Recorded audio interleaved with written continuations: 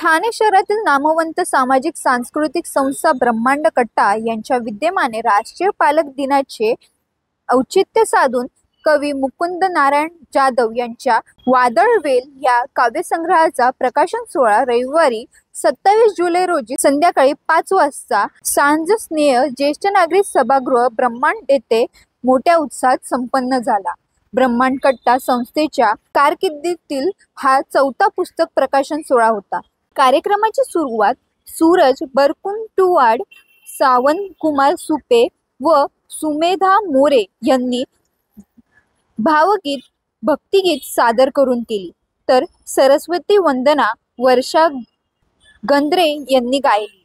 सामाजिक व राष्ट्रीय भावनेची जाण मनात ठेवत अत्यंत आशयघन व मानवी मनाचा ठाव घेणाऱ्या कविता वादळवेल या काव्यसंग्रहात भेटीस आणून कवी मुकुंद जाधव यांनी साहित्याच्या दालनात नवे पाऊल ठेवले आहे। या पुस्तक प्रकाशन सोहळ्यास अनेक नामवंत कवी, कवयित्री, समाजसेवक, उच्च पदस्थ अधिकारी यांची प्रमुख पाहुणे म्हणून उपस्थिती लाभली। काव्य पुस्तकाची प्रस्तावना साहित्यिक समीक्षक डॉक्टर किरण भिंगारदेवे, महाराष्ट्र राज्य मराठी साहित्य परिषद पुणे यांनी केले। ते या पुस्तकाचे संपादक असून त्यांनी प्रकाशनाच्या वेळी आलेले अनुभव विशद केले। विलास पवार प्रियदर्शी पब्लिकेशन यांच्या माध्यमातून हे काव्य पुस्तक प्रकाशित केले गेले आहे। वादळवेल काव्य पुस्तकाचा प्रकाशन सोहळा प्रमुख पाहुणे माजी न्यायाधीश डॉक्टर D.K. सोनावणे यांच्या हस्ते संपन्न झाला। न्यायाधीश सोनावणे यांनी आपल्या भाषणात काव्य पुस्तकाबद्दल विविध अशा टिप्पण्या केल्या। त्यांना जे पटले ते त्यांनी कौतुकाने मांडले, परंतु काही गोष्टी त्यांना प्रेरित होत्या त्या त्यांनी लोकांसमोर जाहीररित्या मांडल्या।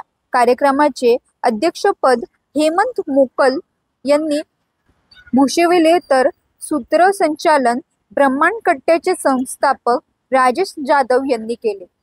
कवी मुकुंद जाधव यांनी भावुक शब्दात आपले विचार मांडले व सर्व मित्र परिवाराचे आभार मानले।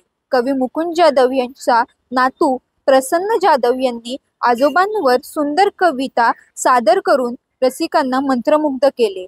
काव्य प्रकाशन सोहळ्यास रसिक प्रेक्षकांनी उत्स्फूर्त प्रतिसाद दिला।